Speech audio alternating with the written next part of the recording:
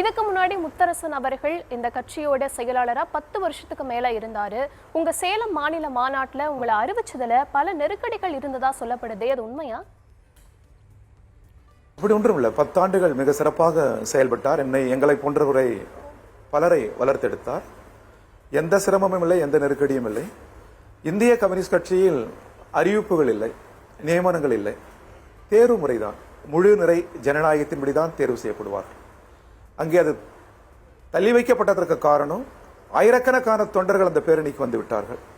எனவே பேரணிக்கு வந்திருக்கிற தொண்டர்களை தலைவர்கள் சந்திக்க வேண்டும் என்பதற்காக பொறுப்பாளர்களை பெரிதொரு நாட்களில் தெரிவு செய்து கொள்ளலாம். ஆயிரக்கணக்கான தோழர்கள் பல்வேறு கிராமங்களில் நகரங்களில் இருந்து வந்திருக்கிறார்கள். அவர்களுக்கு மதிப்பளிக்க வேண்டும்.